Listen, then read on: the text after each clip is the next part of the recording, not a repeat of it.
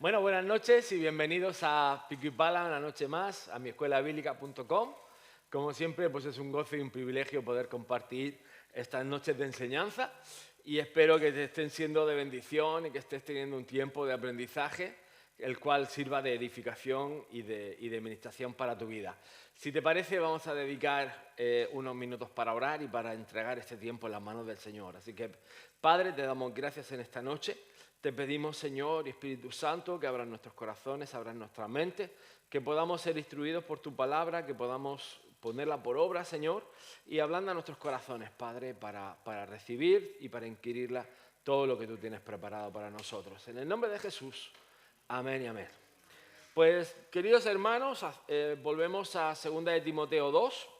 Es gracioso que este domingo pasado tuvimos en la prédica de Amanecer, en la palabra que el Señor nos dio, una buena parte de 2 de Timoteo capítulo 2, del 1 en adelante. Así que vamos a refrescar un poco la memoria reciente, y vamos a leer la palabra. ¿Amén? Esto me encanta leer los párrafos enteros para que podamos tener la idea general y luego vamos desmenuzando conceptos poquito a poco, ¿vale?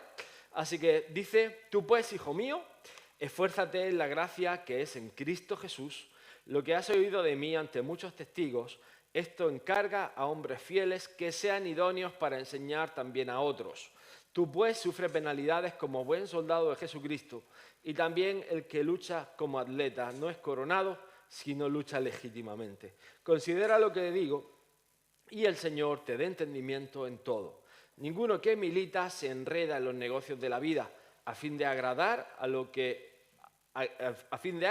a aquel que lo tomó por soldado. El labrador, para participar de los frutos, debe trabajar primero. Y si os recordáis, la verdad es que siento que el Señor nos ha estado hablando directamente a través de este párrafo y a través de esta palabra.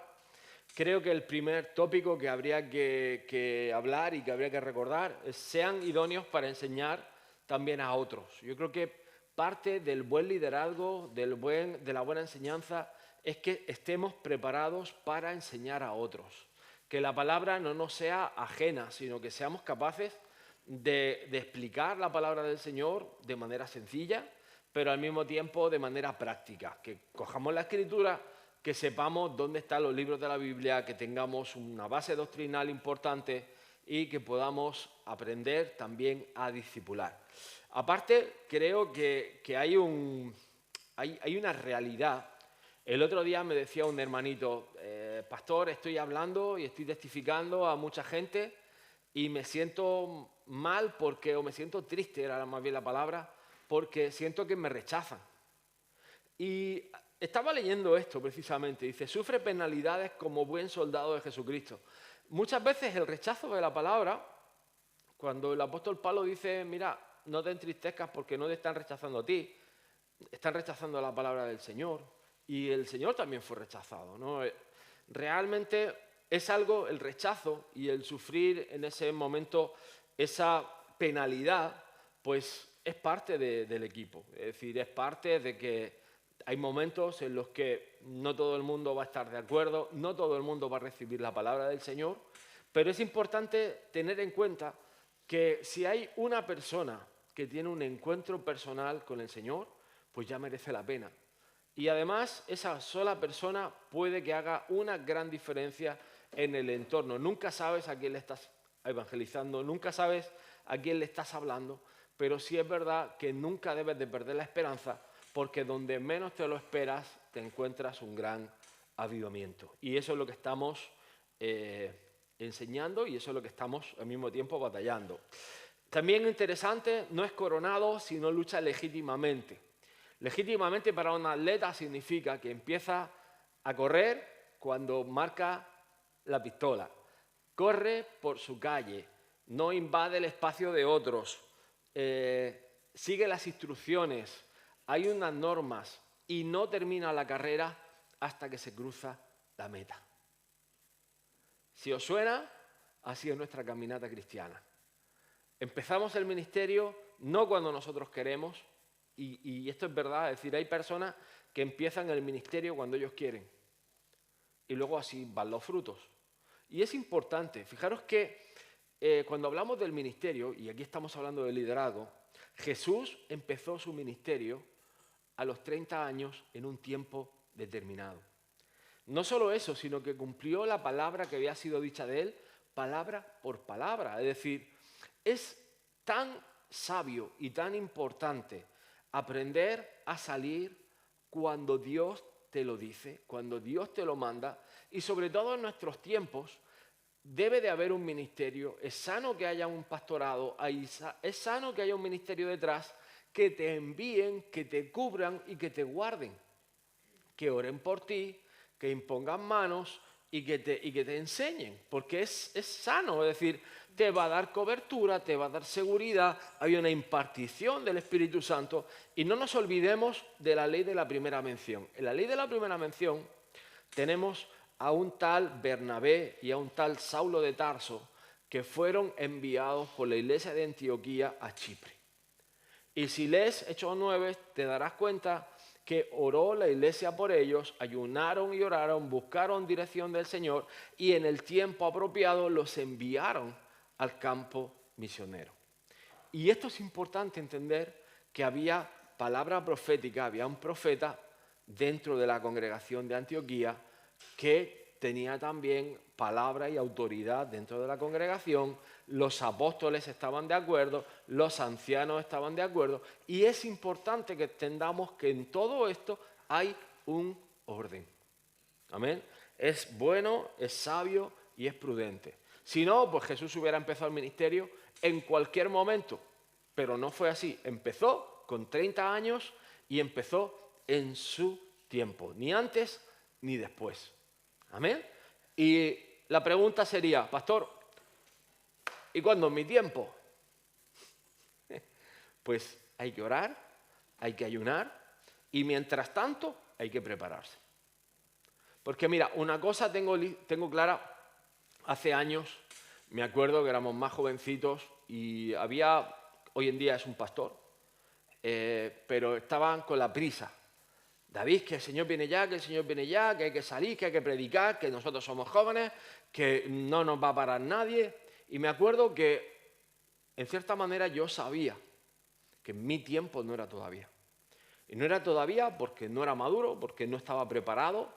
Y luego viendo, es decir, llevamos 12 años pastoreando, empezamos en 2009, y años previos tuvimos 2 conatos de iglesia, y tengo que reconocer humildemente que no estábamos preparados. Viendo el producto y el resultado, te digo que este hermanito amado tampoco estaba preparado, y que muchas metidas de patas que han dañado a mucha gente, pues no las podíamos haber ahorrado si hubiéramos esperado el tiempo del Señor. Así que creo que es importante en los tiempos aguardar. Nosotros cuando empezamos en Monte Sión en el año 2009, lo primero que hicimos fue hablar con nuestros pastores y orar. Y nuestro pastor lo primero que hizo fue orar y buscar al Señor. Y me acuerdo que al tercer día recibimos su llamada y dijo, miren, he estado orando con toda la mesa de liderazgo del compañerismo Sion, de Zion Fellowship, y sentimos que la iglesia nace del corazón de Dios. Así como les cuento. Y la siguiente pregunta fue, ¿qué necesitan? Y bueno, pastor, pues necesitamos rentar un local, necesitamos sillas, sonido, esto, lo otro. Muy bien, denme un número de cuenta, en breve tendrán lo que necesitan. Y así fue. Y en su tiempo hubo provisión, en su tiempo había personas que fueron útiles en ese momento, fueron las idóneas en ese momento, y el Señor tenía todo preparado y todo establecido, pero en su tiempo. En otra ocasión, 2 años antes, intentamos, que si en un hotel, que si en mi casa, en una oficina de un amigo, probamos H&E y no se dio, no funcionó. No era el tiempo de Dios. Por eso es importante que cuando anhelamos un ministerio, es maravilloso, es precioso, pero siempre no nos olvidemos de los tiempos de Dios. Dios es un Dios de tiempos. Dios es un Dios de estaciones. Por eso decía el domingo, hay una nueva estación, hay un nuevo tiempo, y esto es necesario que lo entendamos. En este nuevo tiempo Señor, ¿qué es lo primero que tengo que hacer? Y ponerme pilas, vamos, como decía Pablo la semana pasada, aviva el fuego del don que hay en ti por la imposición de mis manos. Fíjate, es decir, Timoteo había sido enviado por Pablo por la imposición de manos, habiendo orado y habiendo ministrado la presencia y el Espíritu Santo en la vida de Timoteo. Pues eso es importante y eso es necesario, que también nosotros nos pongamos las pilas, ¿no? Con eso, que avivemos el fuego del Espíritu Santo. Yo creo que anoche parte de lo que pasó, amén, de que oramos por sanidad y oramos por necesidades que había en la iglesia, yo sé que el fuego, el don del Espíritu Santo, se estuvo avivando en nuestras vidas. Estuvo habiendo un aumento de fe y sé que va a haber testimonios y sé que va a haber palabras de ánimo para mucha gente que se estuvo orando el día de ayer. Amén. Para eso, como dice la última parte, para participar de los frutos se debe trabajar primero. Y yo digo lo mismo, ¿cómo se trabaja? Trabajando, sirviendo. En el reino se sirve, se trabaja, es decir, y el que sirve, que sirva. Y si tú crees que Dios te ha dado un llamado, tienes dones, tienes talentos, si sirves, sirves y trabajas y te toca currar. El Evangelio no es gratis para nada, la salvación es gratis, pero el Evangelio no es gratis. La iglesia no es gratis, este lugar no es gratis y dar un servicio dominical, semanal, no es gratis. Hay un trabajo, hay un esfuerzo, hay una dedicación, hay recursos y hay un montón de inversión aquí metida. ¿Ok? Vamos a un pequeño párrafo, dice, en el versículo 6, el labrador, para participar de los frutos debe trabajar primero. Sabemos que en la época del Nuevo Testamento, cuando se era labrador, se trabajaba con las manos, se plantaba y se esperaban los resultados. La familia de que fuera un trabajador, o sea, la familia dependía de que fuera un trabajador arduo. Por supuesto, sabemos que gran parte de la sociedad en esos días era agrícola. La idea de un labrador era un concepto familiar en su mentalidad. Sabían que un labrador debía ser fiel. David era un pastor, lo cual también un aspecto de la agricultura. Y existen muchos ejemplos en las escrituras de aquellos que estaban involucrados en la labranza.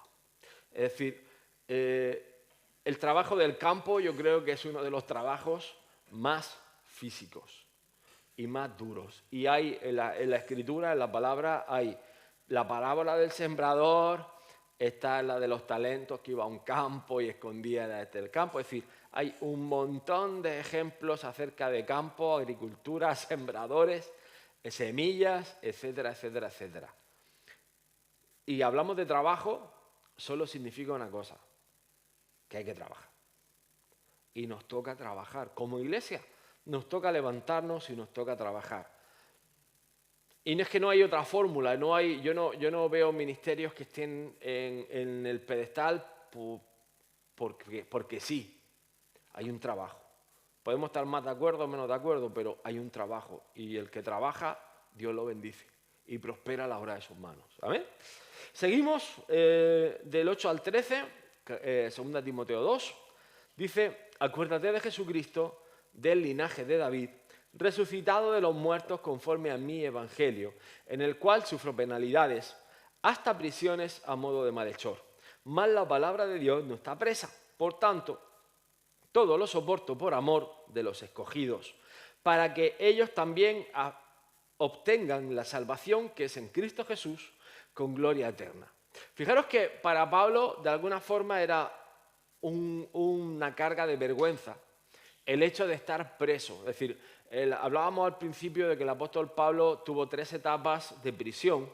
Una donde tenía un arresto domiciliario, otra en la que estaba en semilibertad y la tercera ya fue en cárcel, con cadena, con grilletes, etc.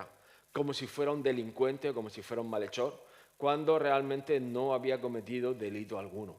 lo interesante es que Pablo acepta esa condición de que lo tengan como un malhechor, dando a saber y dando a entender que por mucho que lo metan preso, la palabra de Dios no está presa. Y es más, sus palabras, esas palabras que le dedica a Timoteo antes de su partida con el Señor, pues nos han llegado a nosotros 2000 años después. Es decir, si hay una realidad es que la palabra no hay quien la frene, por muchas artimañas que quiera hacer Satanás, aunque quiera pedir nuestras vidas, aunque se levanten en aquel tiempo. Es que te pones a pensarlo y en aquel tiempo el emperador de Roma era Nerón, probablemente uno de los más crueles, malvados, malhechor, probablemente de los peores emperadores que haya tenido Roma. Más sanguinarios, más crueles y verdaderamente difícil de estar bajo ese imperio, ¿no? Nosotros nos quejamos de nuestros gobernantes que son que si corruptos, que si esto, que si lo otro, pero la realidad es que nada comparado con los tiempos que vivieron ellos. Es decir, las conversiones eran conversiones reales y se pagaba un precio altísimo, y prácticamente pagaban el precio con su vida. Es decir, la conversión era tan real que muchos sabían que esa nueva decisión les iba a llevar a la muerte. Y con todo y con eso, estaban firmes en la fe. Y era una iglesia militante, era una iglesia predicadora, era una iglesia guerrera, ¿no? Entonces, es interesante entender esto y cómo Pablo transfiere esta administración a Timoteo. Por eso dice, palabra fiel es esta: si somos muertos con Él, también viviremos con Él. Si sufrimos, también reinaremos con Él. Si le negáramos, Él también nos negará. Si fuéramos infieles, Él permanece fiel. Él no puede negarse a sí mismo. Es decir, yo creo que esa última frase es la que más me gusta de todo este párrafo, porque habla de los principios de Dios, y los principios de Dios, recuerda una cosa, los principios de Dios son principios eternos. En los principios de Dios siempre hay un carácter de eternidad. Por eso cuando hablamos de doctrina, cuando hablamos de palabra, siempre tenemos que tener claro que una sana doctrina va a ser la misma desde el año 0 hasta el día que nos llame el Señor o que el Señor venga. ¿Ok? Es decir, no va a haber cosas. Por eso es interesante que hemos vivido dispensaciones, es decir, los judíos vivieron su dispensación hasta la venida de Jesús, muerte y resurrección. Nosotros como gentiles estamos viviendo nuestra dispensación.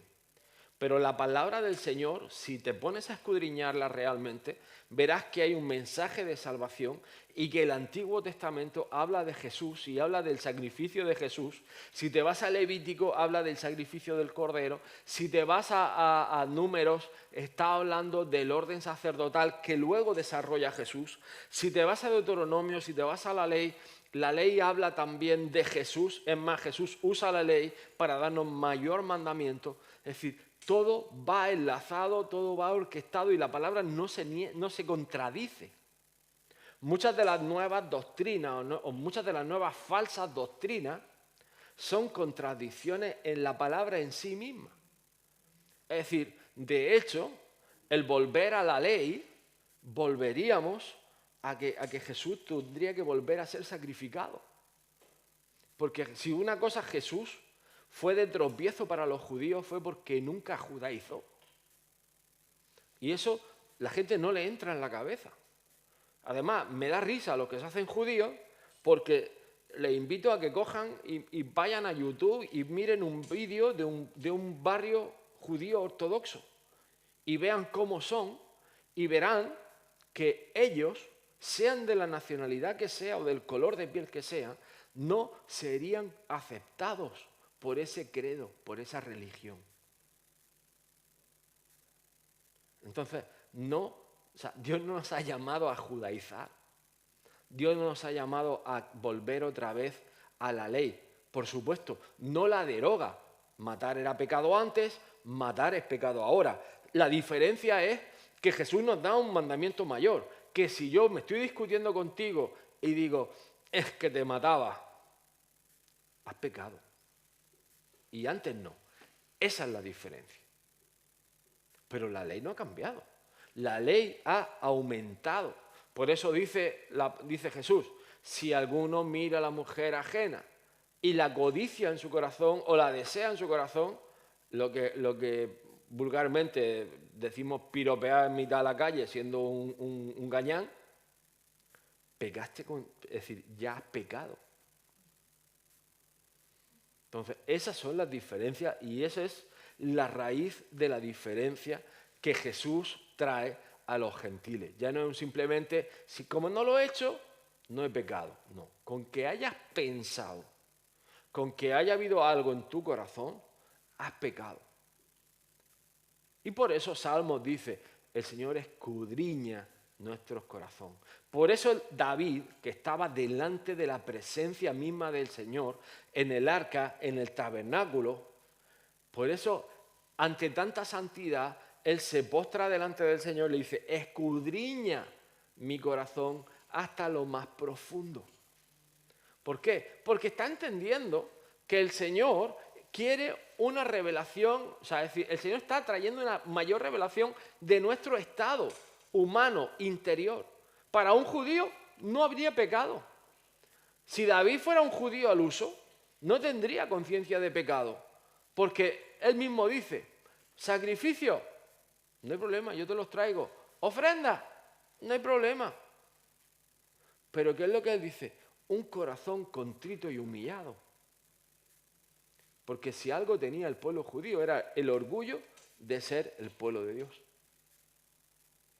Y considerarse los elegidos, que lo eran. Pero si no había conversión, si no había un arrepentimiento genuino, si no había una transformación, no eran nada.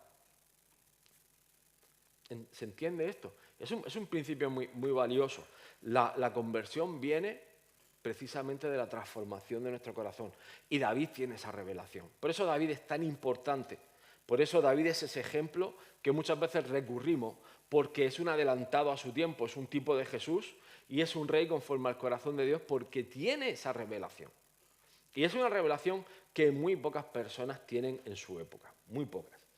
Seguimos leyendo. Dice, recuérdales esto, exhortándoles delante del Señor a que no contiendan sobre palabras, lo cual para nada aprovecha, sino que es para perdición de los oyentes. Procura con diligencia presentarte a Dios aprobado como obrero que no tiene de qué avergonzarse, que usa bien la palabra de verdad, mas evita profanas y vanas palabrerías que conducirán más y más a la impiedad, y su palabra carcomerá como gangrena, de los cuales son Himeneo y Fileto, que se desviaron de la verdad, diciendo que la resurrección ya se efectuó y trastornan la fe de algunos.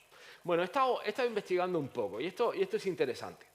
En la época griega, y estamos hablando de Asia Menor, estamos hablando de la griega clásica, griega clásica tardía, griega helénica, y había un tal Sócrates, un tal Platón, que no sé si os suena, y había lo que llaman los padres de la filosofía moderna.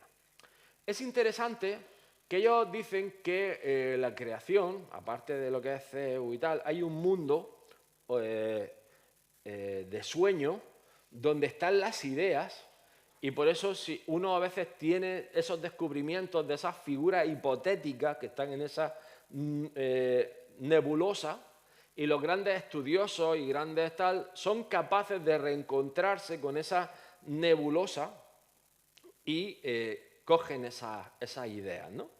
Entonces ellos lo que hacen es implantar o predicar que la resurrección corpórea de los santos ya ha tenido lugar. Es decir, que somos parte de esa idea nebulosa y, ¿por qué no? Es decir, fuimos corpóreos terrenales, pero lo que Pablo estaba predicando es que los santos resucitaríamos juntamente con Cristo para vida eterna. Y es una resurrección corpórea, real, de cuerpo, no de sueños, no de ideas. Lo que está pasando aquí es que se está mezclando la cultura griega clásica con el cristianismo, con la revelación de lo que es la resurrección. Por eso, como dice aquel, si no hay resurrección y lo que hay son ideas, ¿por qué debo de aceptar a Jesús si cuando me muera no hay una vida más allá? ¿Me explico? Entonces la gente era confundida, la gente era extraviada y precisamente lo que hace Pablo es decir, enseña bien la resurrección de los muertos, es decir, la vida eterna, la resurrección corpórea, es una doctrina del Evangelio de Jesucristo. Por eso dice que resucitaremos juntamente con Él.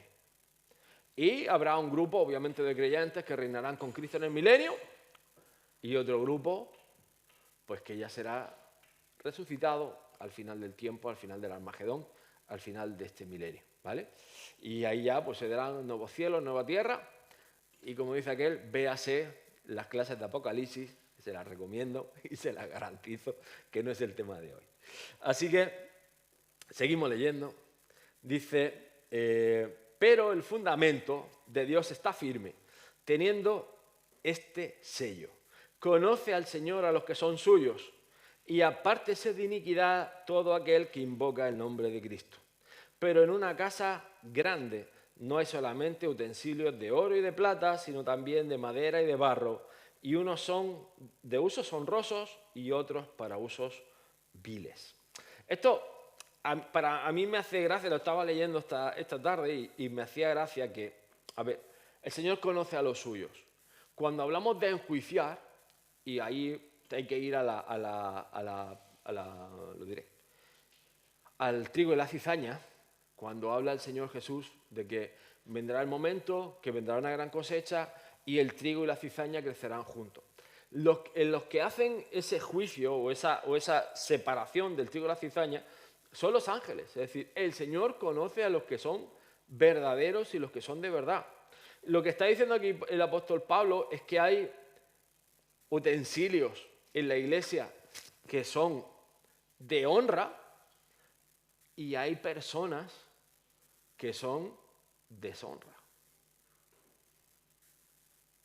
Y aunque suene crudo y aunque suene duro, pero aquí sigue hablando y dice así que si alguno se limpia de estas cosas, será instrumento para honra. Es decir, si tú no limpias tu corazón, si tú no limpias tu alma, si tú no limpias tu vida de cositas que tenemos del pasado, de la cultura, de nuestra historia, de nuestras herencias culturales, familiares, o se llame como se llame, pues podrá ser más usado o menos usado en función de lo que dejes que el Espíritu Santo trabaje en tu vida. Te digo más. Vamos a ver. El Señor es un Señor que cuando hay algo santo, es suyo. Cuando algo es profano, el Señor no lo quiere. Te voy a poner un ejemplo. La música a veces es fácil porque no encuentras hermanitos, entiendo que con buena fe y con buena voluntad, pero que cogen una canción del mundo y le cambian la letra y cogen y hacen una canción cristiana. Y te digo lo siguiente, vamos a ver. Todo lo que nace de Dios vence al mundo. El pueblo de Dios, cuando hacía canciones, cuando era inspirado por Dios, era porque había habido una batalla, había habido una victoria de Dios, había habido una experiencia, había habido una travesía, había habido algo que Dios había hecho en la vida de ellos, y de eso brotaban alabanzas, cantos de júbilo, cantos de salvación, cantos de gloria, pero había una inspiración santa y había una semilla que Dios ponía en esas vidas, en esos corazones, y se convertía en el canto, en el himno, en lo que esa familia y lo que esa tribu cantaba y compartía. Ahora bien, Satanás, siendo jefe de los querubines en su momento, lo que hace es imitar. Y lo que no nace de Dios, nace de una inspiración humana, y lo que es humano acaba en muerte, es decir, es algo finito. Aún más si ese humano está oprimido o está siendo gobernado por algún tipo de espíritu. Mira, te pongo un ejemplo. Esta mañana me levanto y hay un grupo cristiano que me gusta mucho, y no voy a decir quién es. Me gustaba mucho, estaba escuchando unas canciones de adoración y tal que han montado ahora después de la pandemia, y me gustaban, digo, mira qué bien, qué bonito lo que están haciendo, pero empecé a ver algún detalle que no me hacía mucha gracia. Esta mañana me encuentro que el hermanito, el líder de este grupo, estaba en un concierto de los famosos Eagles, los que cantan Hotel California y todo esto. Hace un tiempo llegó a mis manos la inspiración. El Hotel California era un hotel espiritista y esta gente tuvo una experiencia satánica en el bendito Hotel California fumando marihuana, y de esa experiencia hicieron la bendita canción Hotel California. Y tenías a todo el mundo cantando y jiji jaja con la canción Hotel California. Y ahora digo yo lo siguiente: si la música ministra al alma y el espíritu, ¿qué hace un líder de alabanza mundial en un concierto de los Eagles? Pues automáticamente sentí, mira, te voy a mandar un mensaje, seguramente no lo leas, pero qué pena que tengamos que verte en un concierto de esta gente. Automáticamente he dejado de seguirlo y no quiero que ministre mi vida. Porque te digo una cosa, Dios no se mezcla con el pecado. El Espíritu de Dios, el Espíritu Santo, no se mezcla con demonios.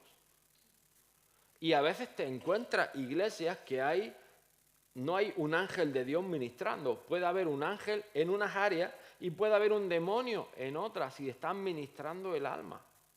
Pastor Billy en eso era clarividente, es decir, el Señor le revelaba y le abría los ojos y entraba por la puerta y veía lo que había. Quizás nuestros ojos todavía no han sido abiertos, pero igual escuchaba en una entrevista de Marco Brunet con un músico famoso que precisamente contaba un testimonio. ¿Y tú por qué no escuchas música del mundo? Pues porque en cierta ocasión, escuchando cierto grupo, vimos cómo los demonios salían de esas melodías y entraban por los oídos, por el cuerpo de esas personas. Hace poco, Pastor Jan compartía de la canción esta de Simon & Garfunkel, la del sonido del silencio, y cuando lees traducida la letra, te das cuenta por qué hay una generación dormida. Y hay un espíritu detrás, hay un espíritu demoníaco que marcó una generación. Es decir, hay potestades. Igual que el ejército de Dios tiene su música y tiene su banda sonora, el ejército de las tinieblas también lo tiene. Y esto es muy serio, es decir, no podemos... es decir, hemos tenido muchas veces estas polémicas. Pastores, que no pasa nada, yo toco un flamenquito y jiji, jaja, y luego me subo a la alabanza. El que se suba a esta alabanza tiene que tener claro que tiene que elegir música. Y si elige la de Dios, tocará, y si elige la del mundo, aquí no tiene sitio. ¿Por qué? Porque es un lugar santo. ¿Qué pasó con Daniel? Cuando los utensilios del templo estaban siendo usados... A ver, los vasos son vasos. Los vasos de oro son vasos de oro. Pero habían sido consagrados para Dios. ¿Qué ocurre con Daniel cuando el rey persa coge y los pone en su banquete, en su orgía, en su celebración? Le cayó un juicio de Dios.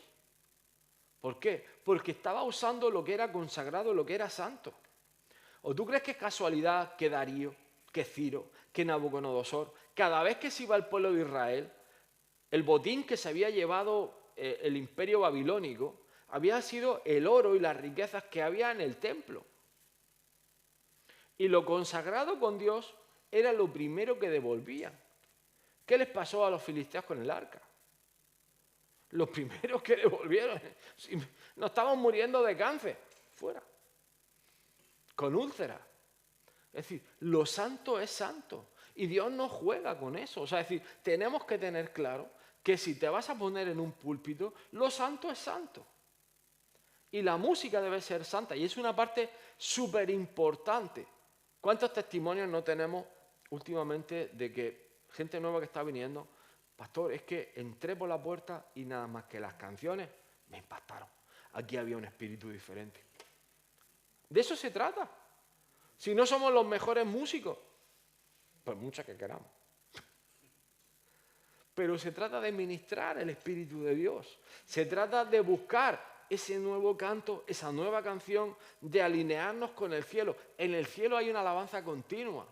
Y cuando se une el Mahanaim, es decir, lo que es la tierra con el cielo, es cuando cae la presencia de Dios. Pero para que tú abras ese cielo, para que tú rompas ese cielo de bronce, tú tienes que estar conectado y tener cosas claras, conceptos claros, y tú tienes que apartar tu vida. El sacerdocio eran personas que eran apartadas para Dios. Y es un principio. Jesús fue apartado para Dios.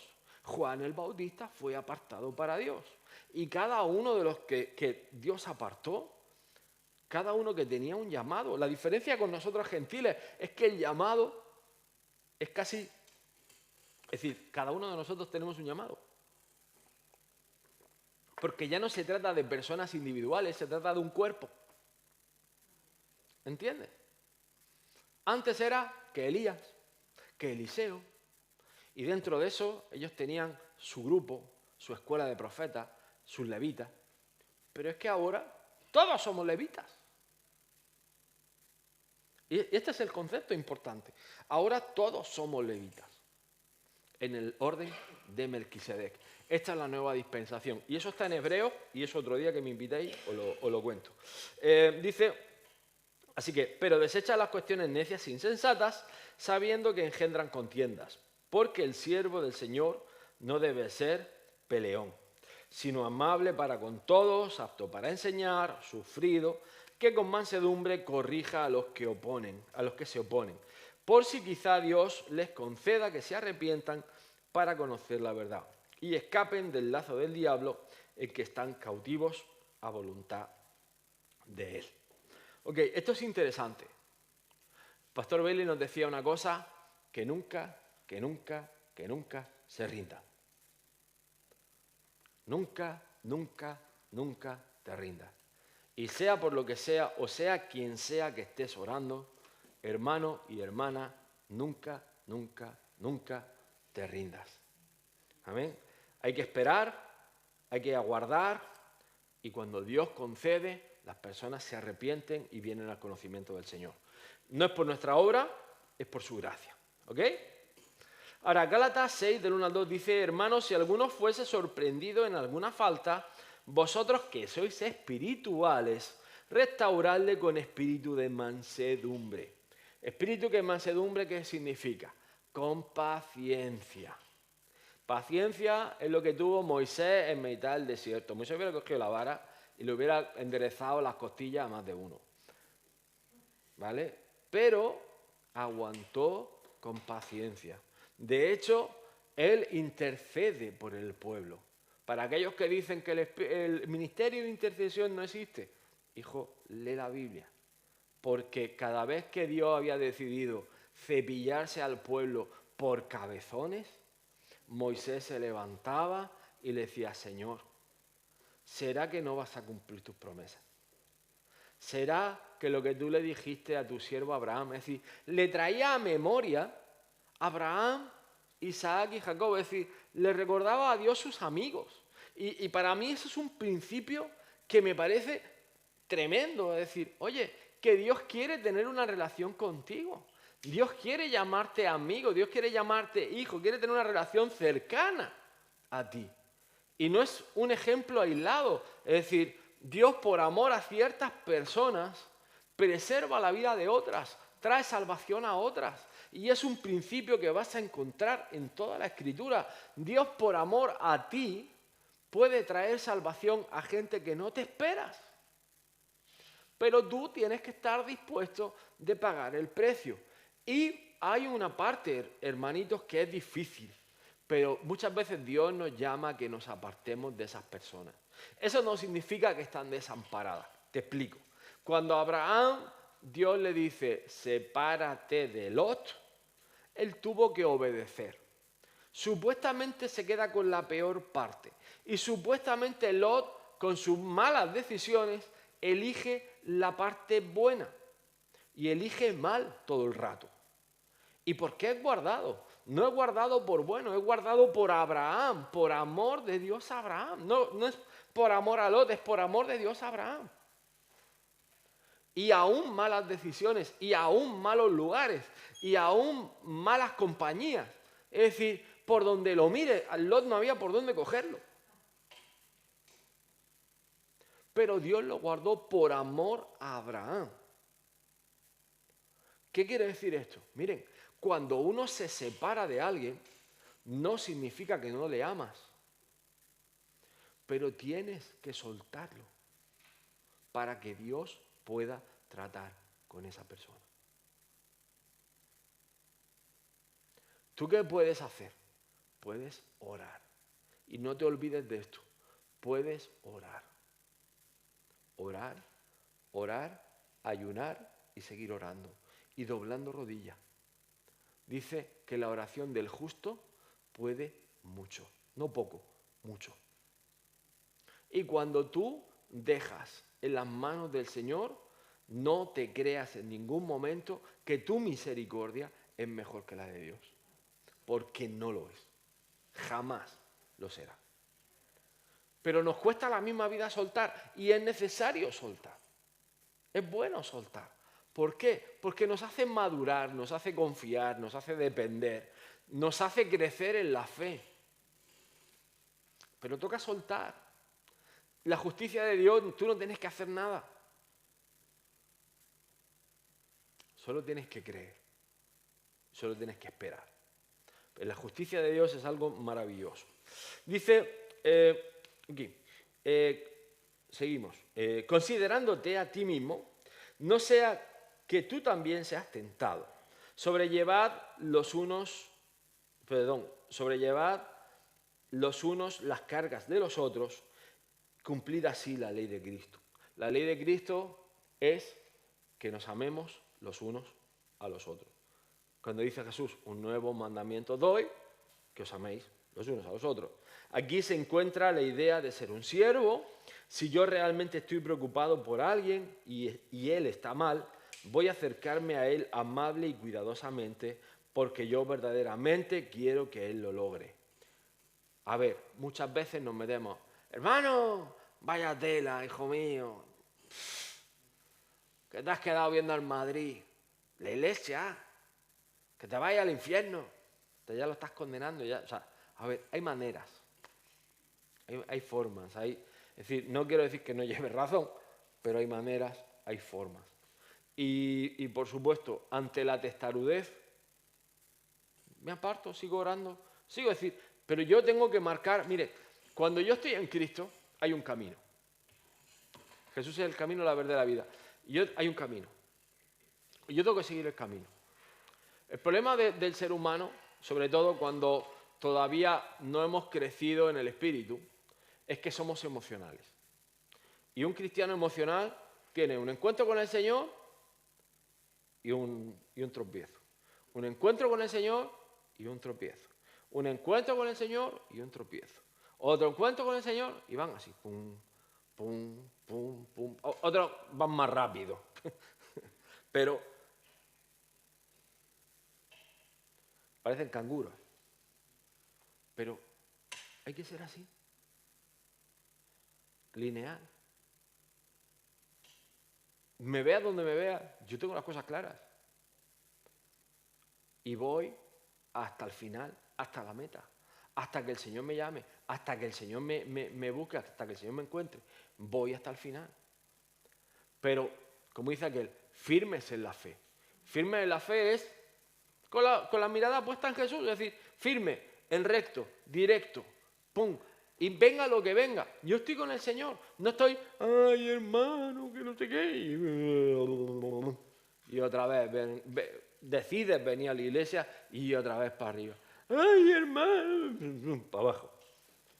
Y vuelta, o sea, lineales, firmes. Amén. Dice, si me acerco a él con un espíritu acusador y severo diciéndole, oh, has pecado, hiciste esto y eso es malo, entonces mi interés no está en restaurarle, sino en hacerle saber que yo estoy bien y él está mal. Y aquí hemos estado muchos, me incluyo, hermano, no estás bien, y eso automáticamente significa que yo estoy bien y tú estás mal. Y aquí no se trata de estar bien o mal. Se trata... Fíjate qué diferencia. Guapetón, ¿cómo estás? Ay, hermano. Chico, no te he visto, tío. ¿Cómo te encuentras? ¿Puedo hacer algo por ti?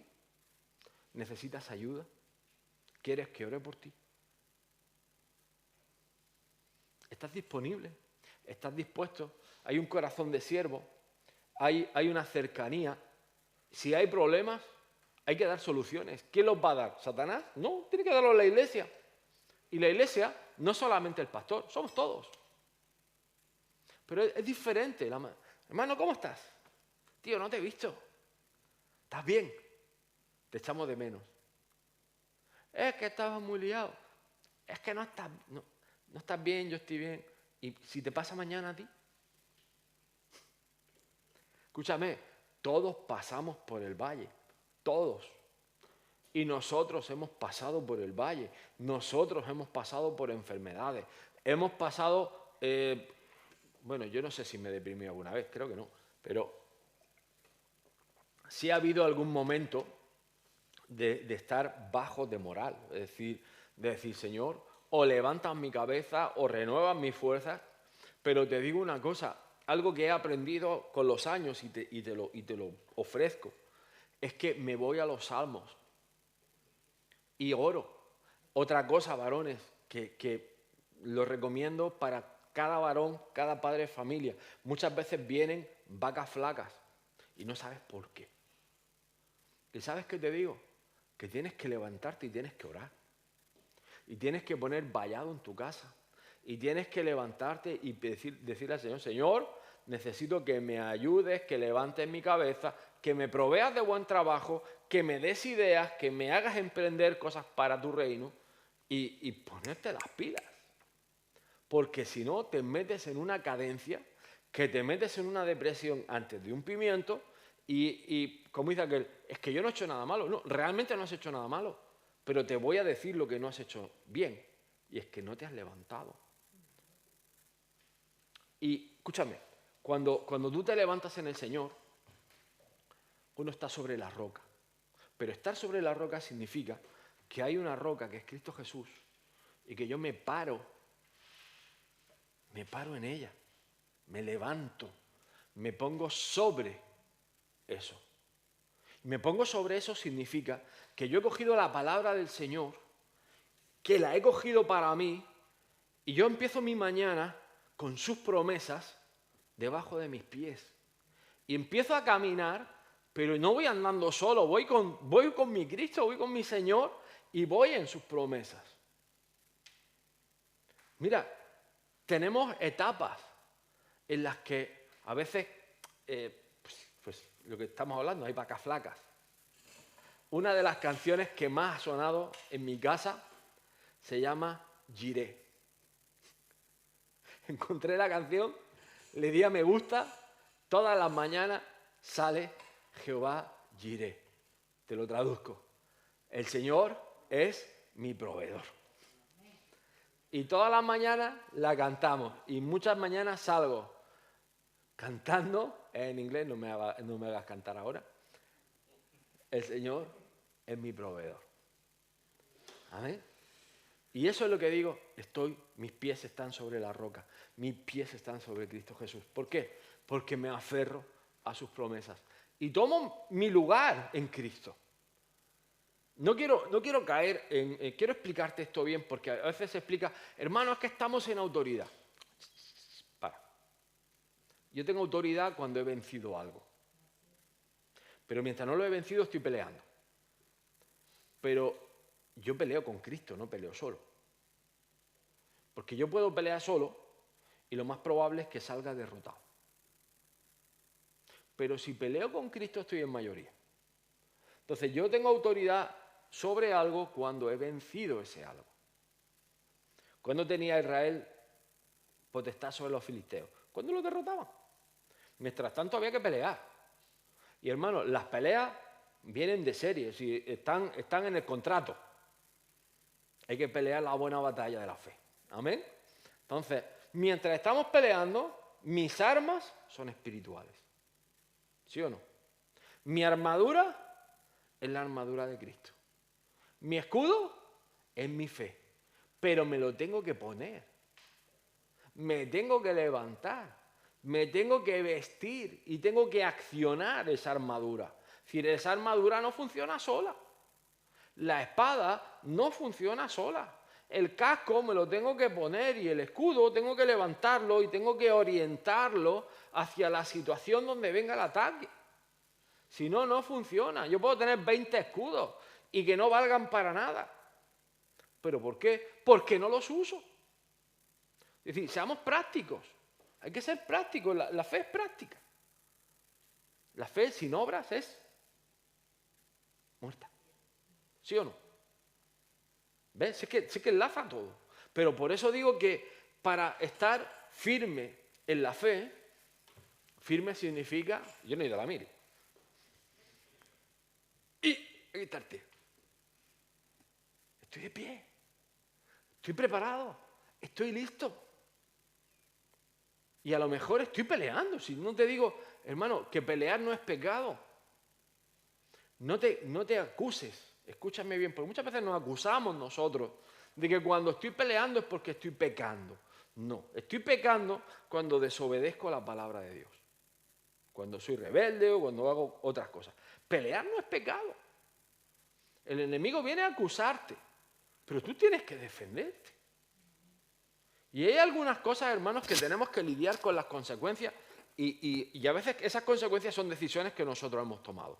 Pero, cuidado, si yo empiezo a encomendar mi camino al Señor, si yo empiezo a dedicar mis mañanas al Señor, si yo empiezo a pedirle sabiduría al Señor, si el Espíritu del Señor, como hemos estado orando, y yo creo que es un tiempo especial y profético, porque hemos estado orando que el Espíritu Santo se derrame en medio de esta iglesia, y que el espíritu de conocimiento, el espíritu de sabiduría, el espíritu de temor de Dios, el espíritu empiece a traer revelación sobre aquellas cosas que nosotros necesitamos vencer. Esas decisiones que tenemos que tomar son aquellas que necesitamos poner en práctica. Entonces, señores, la pelea no es pecado, la pelea es para ganarla. Y ganarla simplemente porque estamos en Cristo Jesús. No hubo pelea que David no venciera. ¿Por qué? Porque iba con el Señor.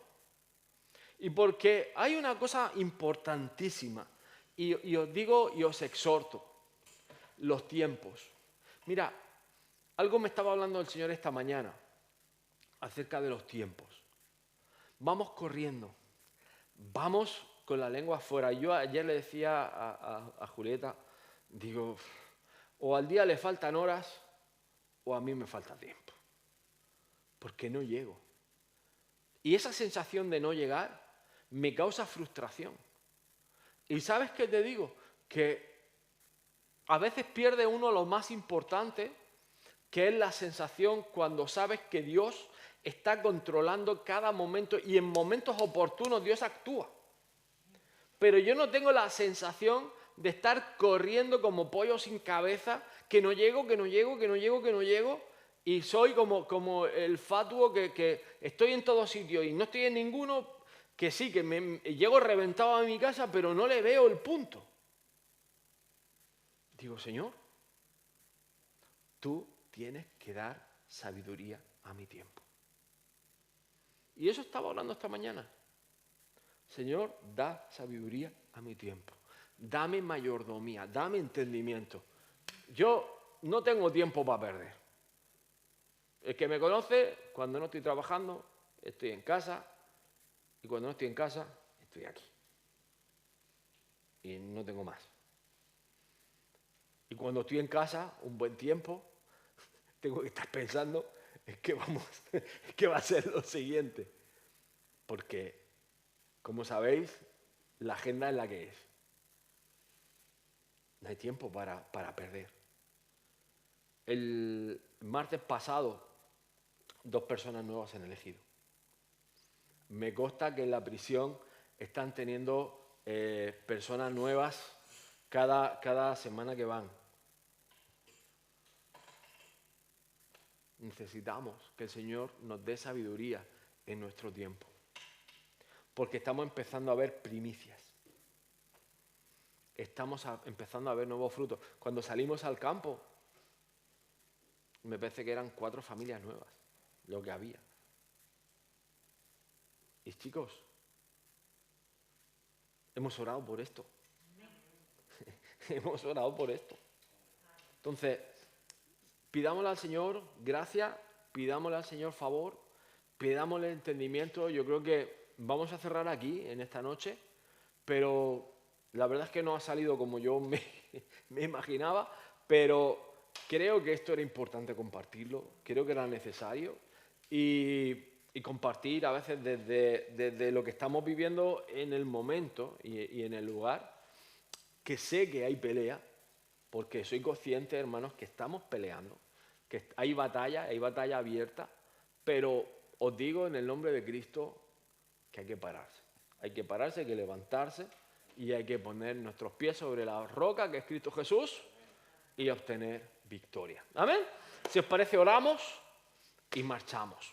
Padre Dios de amor, te damos gracias en esta noche más porque hemos podido compartir de tu palabra, crecer, entender, Padre, tener revelación, Señor Padre. Te pido, Señor, que nos des sabiduría con nuestro tiempo, que nos des entendimiento, Padre, y que sobre todo, Padre, que nos hagas ser eficaces, ser sabios, Padre, que podamos poner tu palabra por obra, que podamos crecer con ella, Señor, y al mismo tiempo madurar, ser luz y ser sal donde quiera que vayamos. Señor, da tú la gracia, da tú el favor y sobre todas las cosas, Señor, Padre, que nunca nos falte el amor.